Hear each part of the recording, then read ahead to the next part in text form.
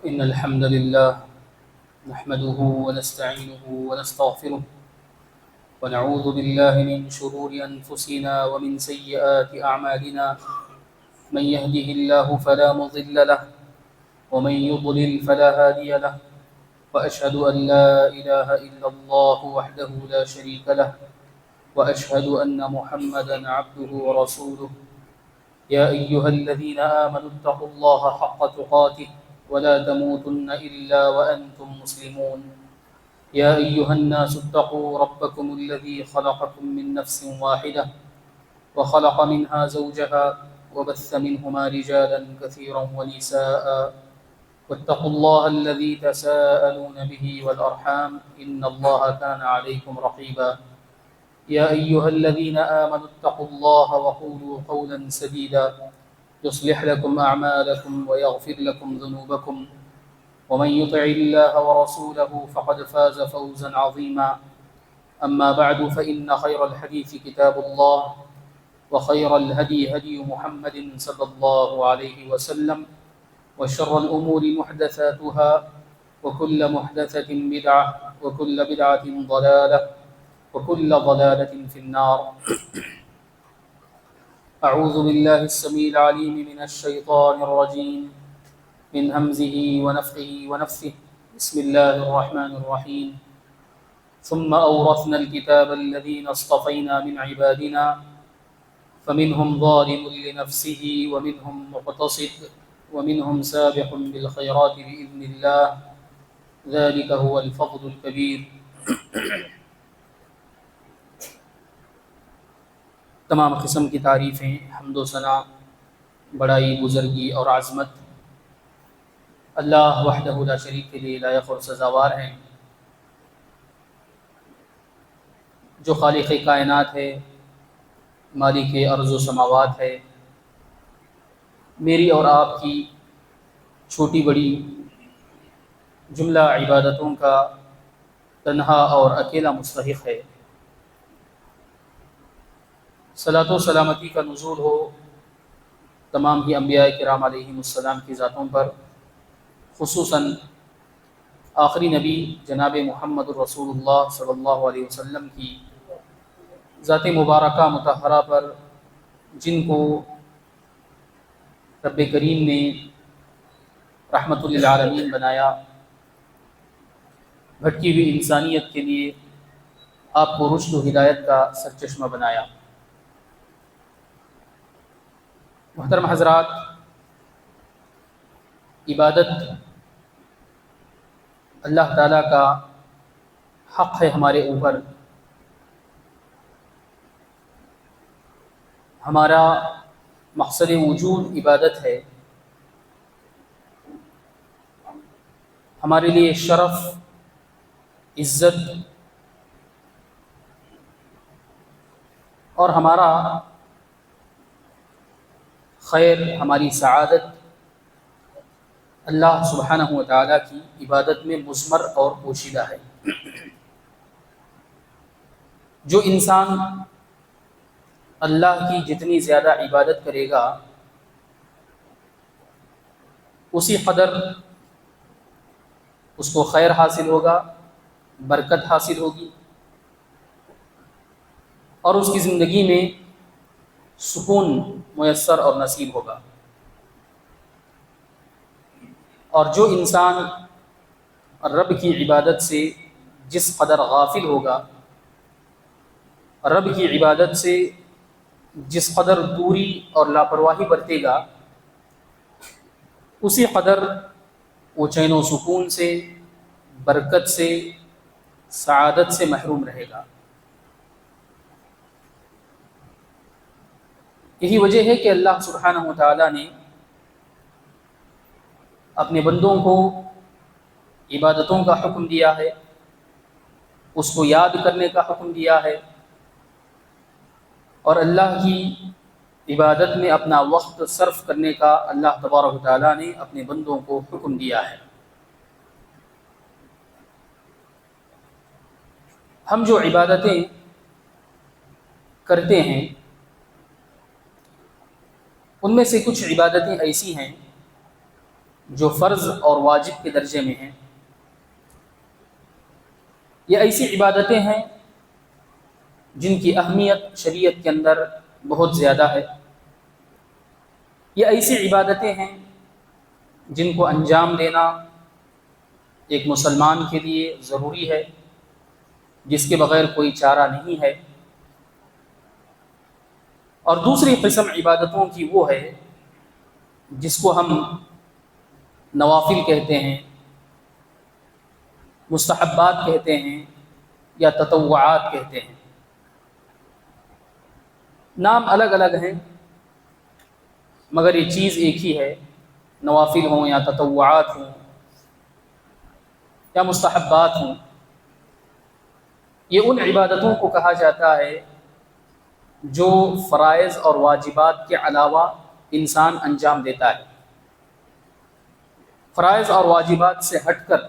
جو زائد چیزیں، جو زائد عبادتیں ایک بندہ اللہ کے لیے انجام دیتا ہے، وہ نوافل کہلاتی ہیں۔ ان عبادتوں کو کرنے پر انسان کو بہت بڑا اجر و ثواب حاصل ہوتا ہے، اور نہ کرنے پر انسان کو اللہ تعالیٰ عذاب سے دوچار تو نہیں کرتا۔ یہ اور بات ہے کہ بعض اہل علم نے یہ بات بتائی ہے کہ جو شخص مستقل طور پر نوافل میں سستی کرتا ہے، جو شخص ہمیشہ کے لیے نفل عبادتوں سے بے توجہی برتتا ہے، تو ایسے آدمی کی دینداری اور ایسے آدمی کی عدالت متاثر ہو جاتی ہے۔ نفل عبادتوں کی اہمیت اور نفل عبادتوں کا مقام و مرتبہ شریعت اسلامیہ کے اندر بہت زیادہ بتایا گیا ہے۔ نفل عبادتوں کی وجہ سے ایک بندہ بہت سارے خیر اور بہت ساری برکتوں کو حاصل کرتا ہے۔ خطبہ مسنونہ کے بعد سورہ فاطر کی ایک آیت میں نے آپ حضرات کے سامنے تلاوت کی ہے۔ اللہ سبحانہ و تعالیٰ اس آیت میں فرماتا ہے، ثم اورثنا الکتاب الذین اصطفینا من عبادنا، پھر ہم نے اپنے بندوں میں سے منتخب اور چنندہ بندوں کو اس کتاب کا یعنی قرآن مجید کا وارث بنایا، قرآن مجید ان کو عطا کیا۔ ان بندوں کو اللہ سبحانہ و تعالیٰ نے 3 گروہوں میں تقسیم کیا۔ پہلا گروہ جس کے بارے میں بتایا گیا، فَمِنْهُمْ ظَالِمٌ لِنَفْسِهِ، ان میں سے کچھ ایسے ہیں جو اپنے اوپر ظلم کرنے والے ہیں، وَمِنْهُمْ مُقْتَصِدٌ، اور کچھ ایسے ہیں جو درمیانی راستے کے ہیں، وَمِنْهُمْ سَابِقٌ بِالْخَيْرَاتِ بِإِذْنِ اللَّهِ، اور کچھ ایسے ہیں جو اللہ کے اذن سے، اللہ کی توفیق سے خیرات اور نیکیوں کے اندر آگے بڑھ جانے والے ہیں، سبقت لے جانے والے ہیں۔ ذَلِكَ هُوَ الْفَضْلُ الْكَبِيرُ، یہ بہت بڑا فضل ہے۔ اہل ایمان کی اللہ سبحانہ و تعالیٰ نے اس آیت کے اندر 3 تقسیمات کی ہیں، یا ان کو 3 گروہوں میں تقسیم کیا ہے۔ پہلی وہ جماعت ہے جو اپنی جانوں پر ظلم کرتی ہے، یعنی فرائض اور واجبات صحیح سے ادا نہیں کرتی اور محرمات کا ارتکاب کرتے ہیں، یہ ظالم ہیں، یہ ظالم لنفسہ اللہ تبارک و تعالیٰ نے ان کو کہا ہے۔ دوسری جماعت جس کے بارے میں اللہ نے کہا وَمِنْهُمْ مُقْتَصِدٌ، ان میں سے کچھ ایسے ہیں جو درمیانی راستے کے ہیں، یعنی فرائض اور واجبات کی پابندی کر لیتے ہیں، محرمات سے بچ لیتے ہیں، مگر نوافل کے اندر اتنی دلچسپی نہیں دکھاتے، اور اسی طریقے سے مکروہات سے اتنا زیادہ نہیں بچتے۔ تیسری جماعت کے بارے میں اللہ نے فرمایا وَمِنْهُمْ سَابِقٌ بِالْخَيْرَاتِ، کچھ ایسے ہیں جو خیر کے کاموں میں، عبادتوں کے اندر، اللہ تبارک و تعالیٰ کی اطاعت کے اندر سبقت لے جانے والے ہیں، آگے بڑھ جانے والے ہیں۔ یہ جو آگے بڑھ جانے والے ہیں، جن کو سابقون کہا گیا ہے، یہ ایسے لوگ ہیں جو نوافل اور مستحبات کا بھی اہتمام کرتے ہیں، صرف فرائض اور واجبات پر اکتفا نہیں کرتے، بلکہ فرائض اور واجبات کے ساتھ ساتھ ان کی زندگی کے اندر نفل عبادتیں ہوتی ہیں، ان کی زندگی کے اندر سنتیں ہوتی ہیں، ان کی زندگی کے اندر مستحب درجے کی عبادتیں ہوتی ہیں، ایسے لوگوں کے بارے میں اللہ نے کہا کہ سابق بالخیرات ہے یہ، اور سابق بالخیرات کا جو درجہ ہے جنت کے اندر وہ بہت اونچا درجہ ہے۔ اللہ سبحانہ و تعالی سورہ واقعہ میں فرماتا ہے والسابقون السابقون اولئک المقربون، کہ خیر کے کاموں میں جو سبقت کرنے والے سابقین ہیں یہ اللہ تبارک و تعالیٰ کے مقرب بندے ہیں، یہ اللہ سبحانہ و تعالیٰ کے برگزیدہ بندے ہیں۔ میرے بھائیوں، نفل عبادتیں اور نفل اعمال انسان کو بہت ساری برکتوں اور بہت ساری سعادتوں سے انسان کو مالا مال کرتے ہیں۔ نفل عبادتوں کا ایک بہت بڑا فائدہ یہ ہے کہ اللہ سبحانہ و تعالیٰ کی محبت، اللہ سبحانہ و تعالیٰ کی چاہت انسان کو حاصل ہوتی ہے۔ جو انسان نفل عبادتوں کے اندر دلچسپی دکھاتا ہے، جو انسان دن رات کی نفل اور سنت درجے کی عبادتوں میں دلچسپی لیتے ہوئے ان عبادتوں کا اہتمام کرتا ہے، یہ ایسا شخص ہے کہ جس سے اللہ سبحانہ و تعالی محبت کرنے لگتا ہے۔ اللہ سبحانہ و تعالی کا کسی انسان سے محبت کرنا یہ بہت بڑی سعادت کی بات ہے، یہ بہت بڑے عہدہ اور منصب کی بات ہے، اور یہ بہت بڑے خیر کی بات ہے۔ علماء سلف یہ کہا کرتے تھے لیس الشأن ان تحب انما الشأن ان تحب، کہ بڑی بات یہ نہیں ہے کہ تم اللہ تعالیٰ سے محبت کرو، اللہ تعالیٰ سے محبت کرنا یہ تو عام بات ہے، ہر کوئی محبت کرتا ہے، ہر کوئی اللہ سے محبت کرنے کا دعویٰ کرتا ہے،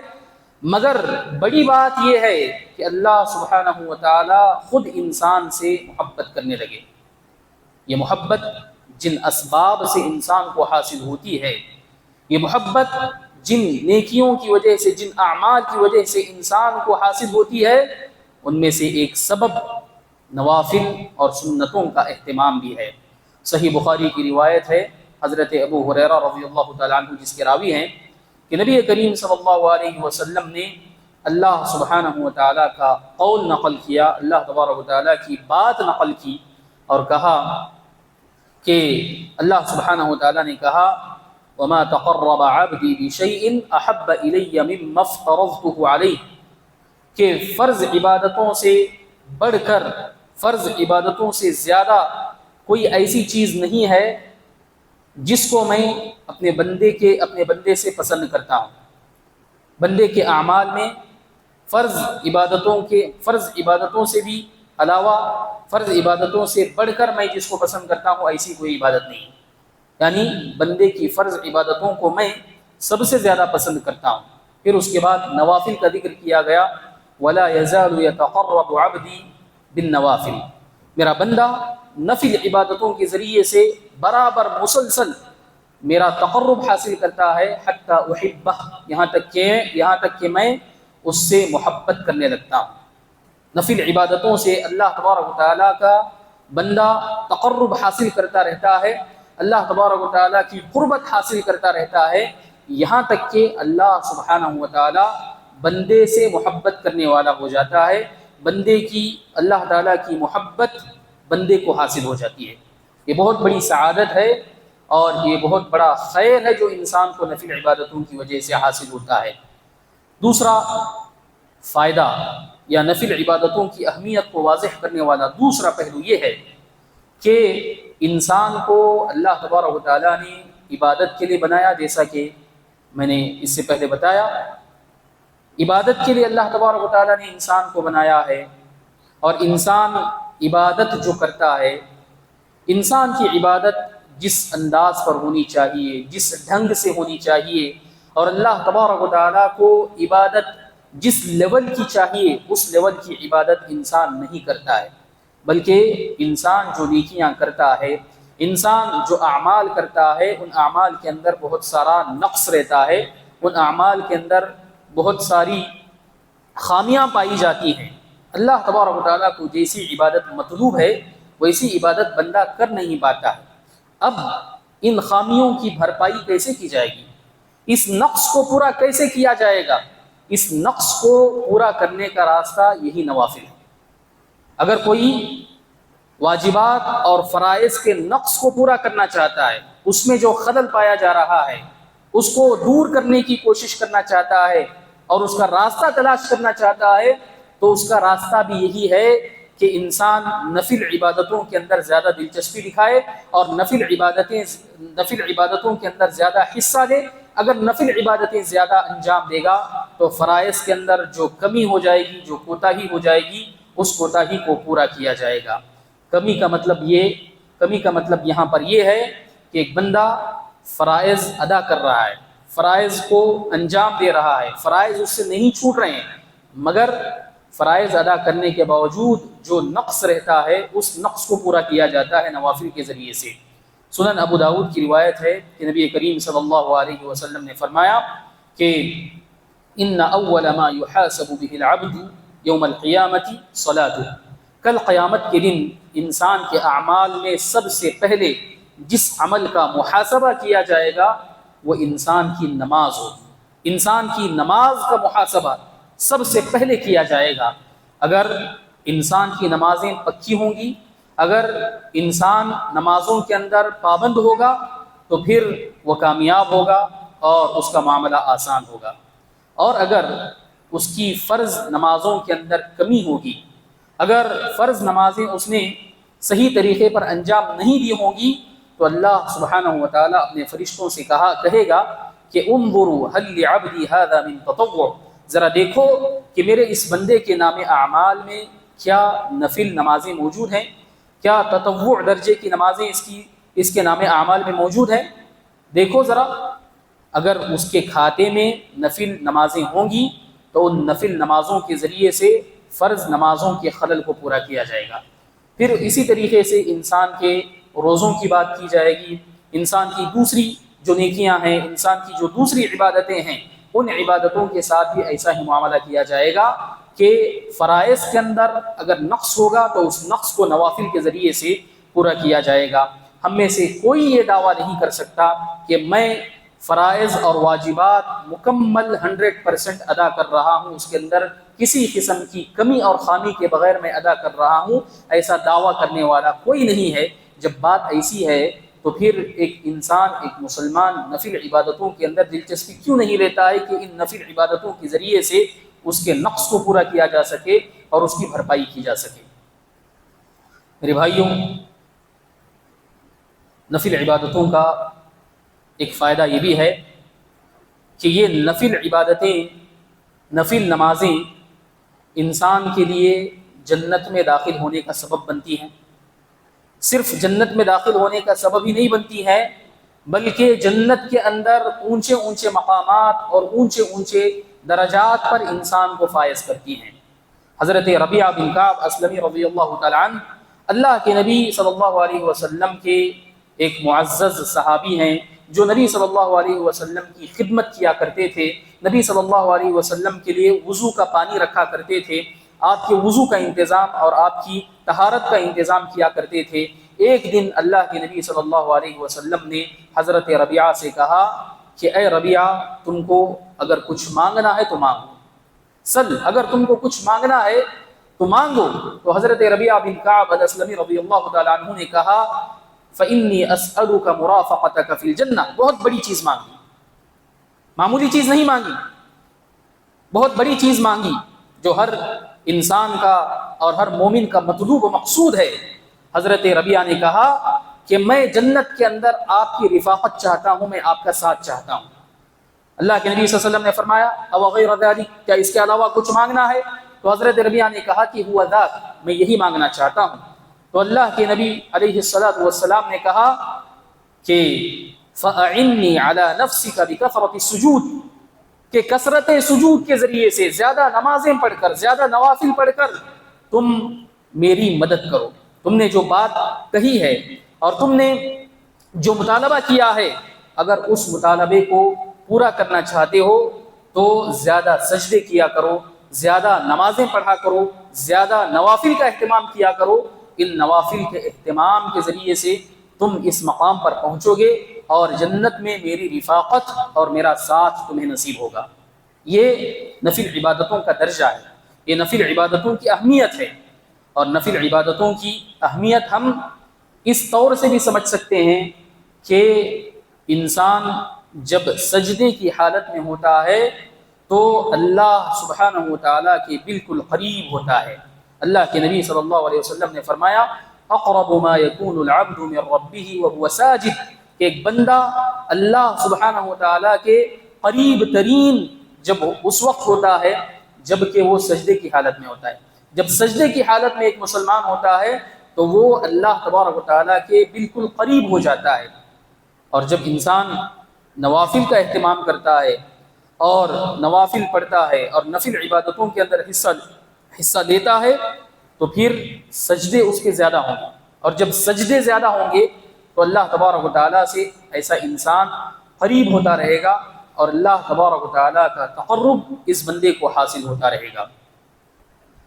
نفل عبادتوں کی اہمیت کو بتانے والی ایک اور بات یہ بھی ہے کہ نفل عبادتوں کی وجہ سے صرف جنت میں داخل ہونے کا راستہ آسان ہوتا ہے اتنا ہی نہیں، بلکہ اللہ سبحانہ و تعالیٰ نے نفل عبادتوں کا اہتمام کرنے والوں کے لیے ایک اور خوشخبری سنائی ہے۔ خاص کر جو نفل نمازیں ہیں، فرض نمازوں سے پہلے اور فرض نمازوں کے بعد کی جو سنتیں ہیں، جن کو ہم سنن الرواتب جن کو عربی زبان میں کہا جاتا ہے، یہ جو سنت نمازیں ہیں فرض نمازوں سے پہلے اور فرض نمازوں کے بعد، ان سنتوں کا درجہ، ان سنتوں کی اہمیت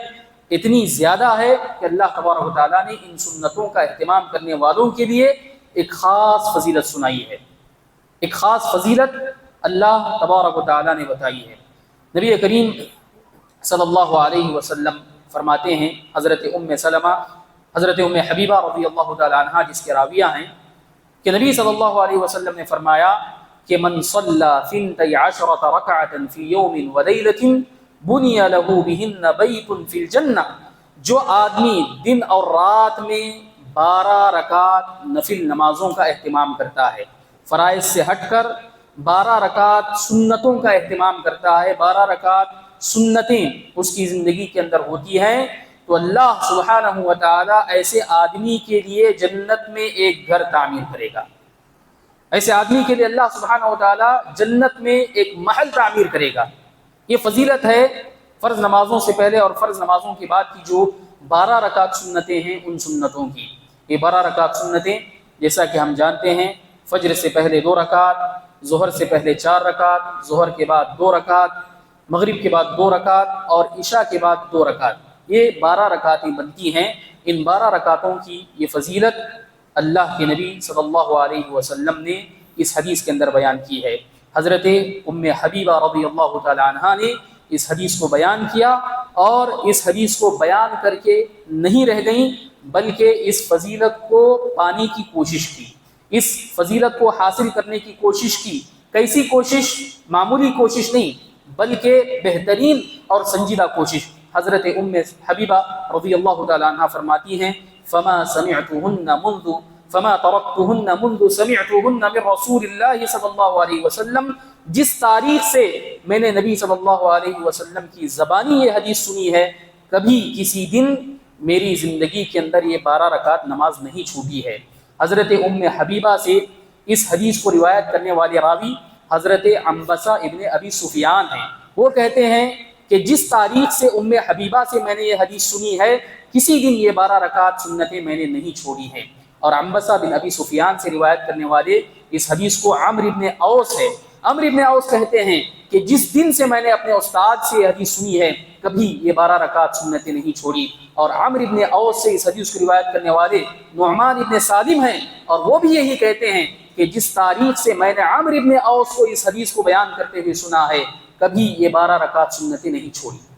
عمل کا یہ جذبہ تھا، نیکیوں کو حاصل کرنے کا یہ شوق تھا،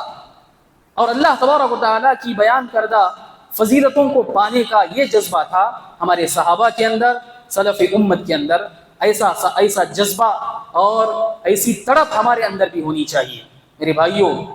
یہ جو 12 رکعت سنتیں ہیں، یہ 12 رکعت سنتوں کی اتنی بڑی اہمیت بتائی گئی ہے۔ یہ صرف 12 رکعت سنتیں ہی نہیں ہیں، بلکہ اللہ کے نبی علیہ الصلاۃ والسلام نے یہ بتایا ہے کہ بین کل اذانین صلاۃ، ہر اذان اور اقامت کے درمیان سنت نماز ہے۔ یہ 12 رکعت تو مؤکدہ ہیں، جن کا ایک خاص مرتبہ اللہ کے نبی صلی اللہ علیہ وسلم نے بتایا ہے، مگر ان 12 رکعتوں کے علاوہ بھی جب بھی اذان ہوتی ہے تو اذان اور اقامت کے درمیان نماز پڑھنا ایک مسلمان کے لیے مستحب ہے، اور وہاں پر نفل نماز رکھی گئی ہے، اللہ تبارک و تعالیٰ نے مشروع کیا ہے۔ بین کل اذانین صلاۃ، ہر اذان اور اقامت کے درمیان نبی صلی اللہ علیہ وسلم نے بتایا کہ نماز ہے۔ اور اسی طریقے سے ایک سنت جس کی ہم لاپرواہی کرتے ہیں اور جس کی طرف توجہ نہیں دی جاتی ہے، وہ مغرب سے پہلے کی سنتیں، مغرب سے پہلے کی 2 رکعت سنت، مغرب سے پہلے کی 2 رکعت سنت ہے۔ اور اکثر مساجد میں تو ایسا ہوتا ہے کہ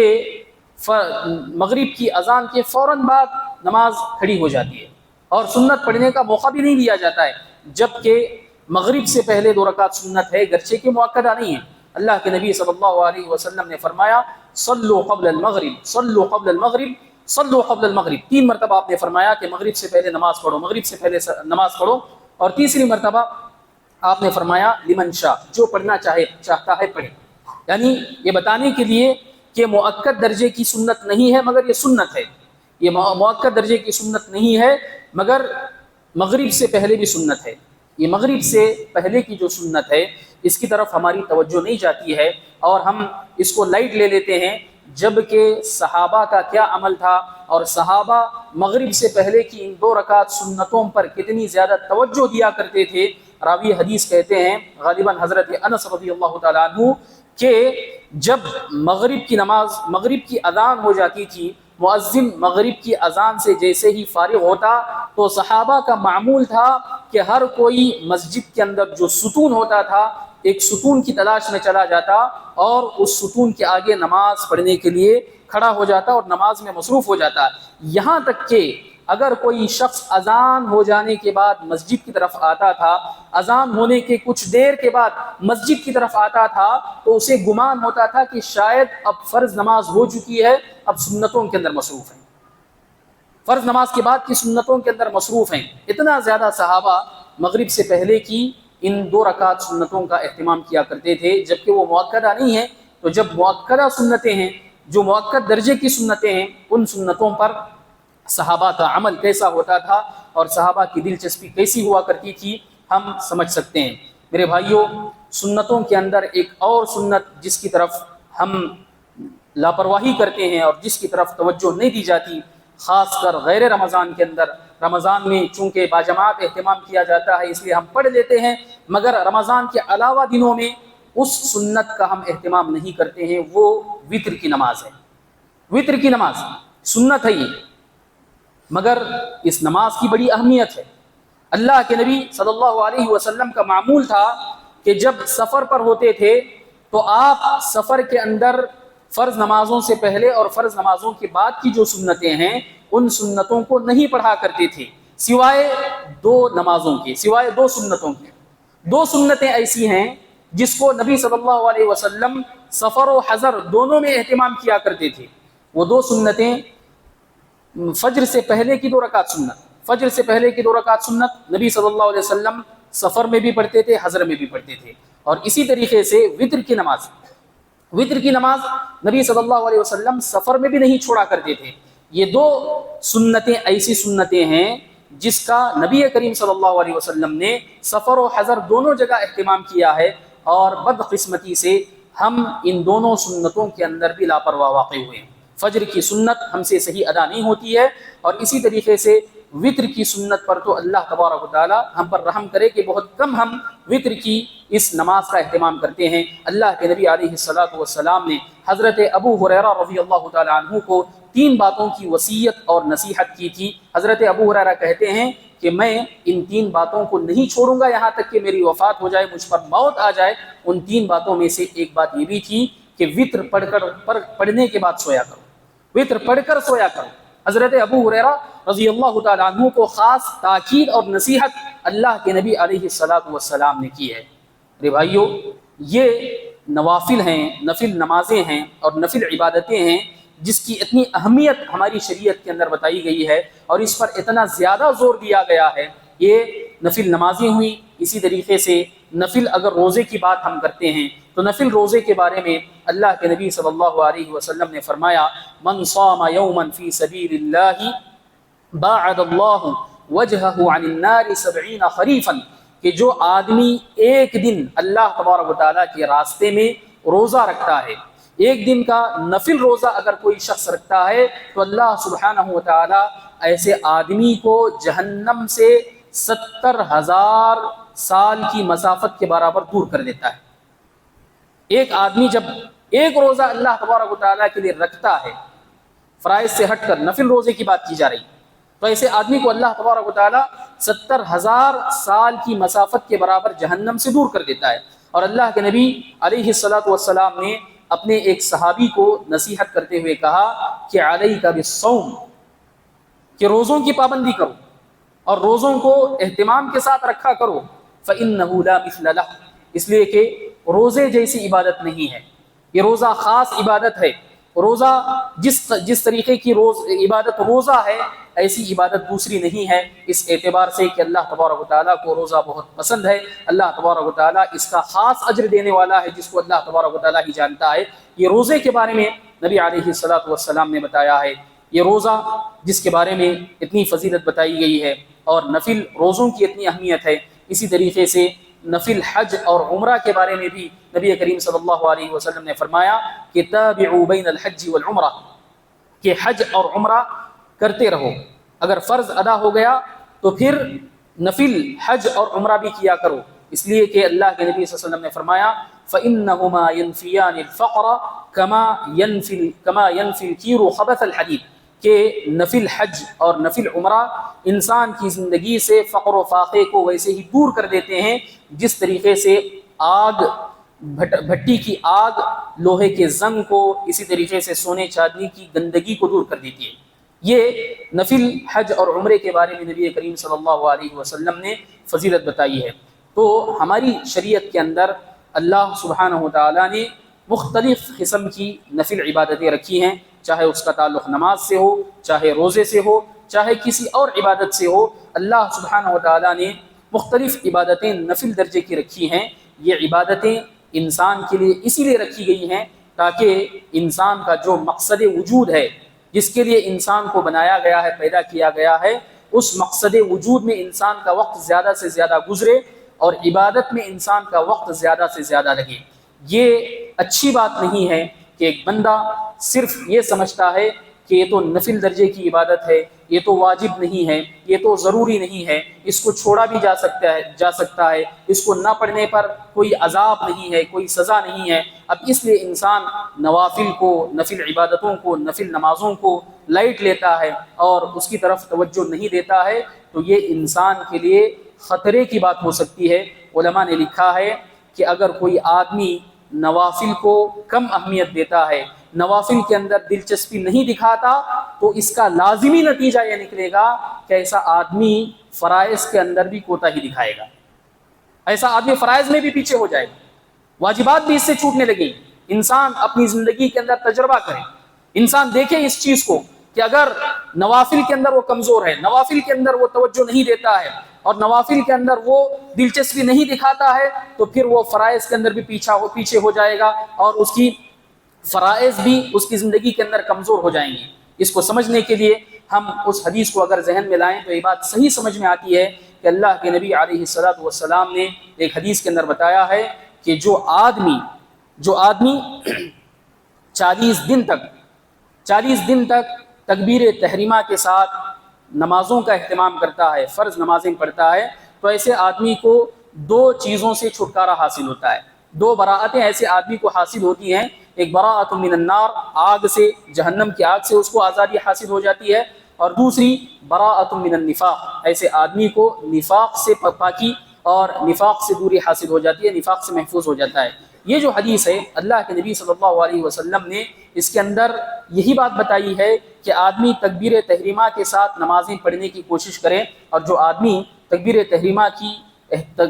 تحریمہ کی پابندی کرنا چاہتا ہے، اہتمام کرنا چاہتا ہے، تو ایسے آدمی کو مسجد میں وقت سے پہلے رہنا ہوگا، نماز اور جماعت کھڑی ہونے سے 10 منٹ پہلے اور کم سے کم 5 منٹ پہلے اس کو رہنا ہوگا، تبھی اس حدیث پر عمل ہو سکتا ہے۔ اور جو آدمی 5 منٹ پہلے 10 منٹ پہلے آتا ہے تو پھر وہ نماز سے پہلے کی جو سنتیں ہیں ان سنتوں کو پڑھ سکتا ہے۔ یہ نبی علیہ الصلوۃ والسلام نے اتنی بڑی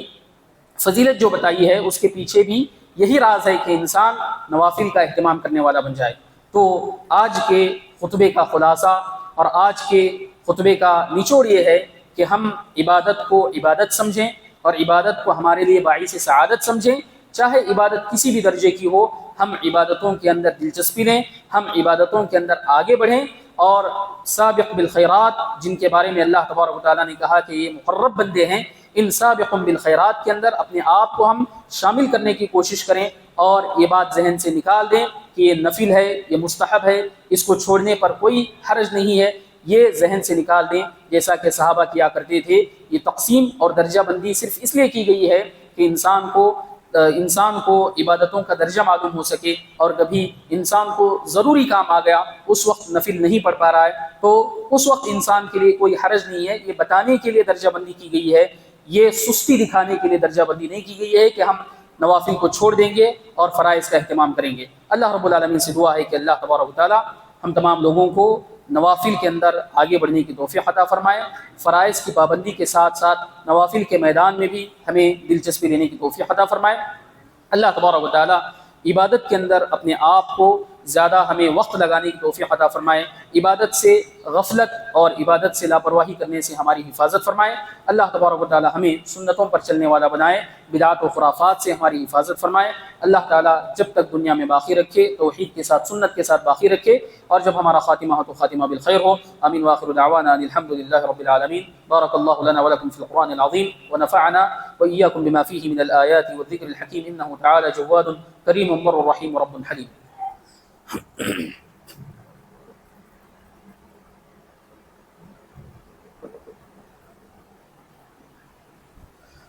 إن الحمد لله نحمده ونستعينه ونستغفره ونعوذ بالله من شرور أنفسنا ومن سيئات أعمالنا من يهده الله فلا مضل له ومن يضلل فلا هادي له وأشهد أن لا إله إلا الله وحده لا شريك له وأشهد أن محمدا عبده ورسوله أما بعد فأعوذ بالله السميع العليم من الشيطان الرجيم من همزه ونفخه ونفثه بسم الله الرحمن الرحيم إن الله وملائكته يصلون على النبي يا أيها الذين آمنوا صلوا عليه وسلموا تسليما اللهم صل على محمد وعلى آل محمد كما صليت على إبراهيم وعلى آل إبراهيم إنك حميد مجيد وبارك على محمد وعلى آل محمد كما باركت على إبراهيم وعلى آل إبراهيم إنك حميد مجيد اللهم انصر من نصر دين محمد صلى الله عليه وسلم واجعلنا منهم واخذل من خذل دين محمد صلى الله عليه وسلم ولا تجعلنا منهم آمين عباد الله رحمني ورحمكم الله إن الله يأمر بالعدل والإحسان وإيتاء ذي القربى وينهى عن الفحشاء والمنكر والبغي يعظكم لعلكم تذكرون اذكروا الله يذكركم وادعوه يستجب لكم ولذكر الله أكبر والله يعلم ما تصنعون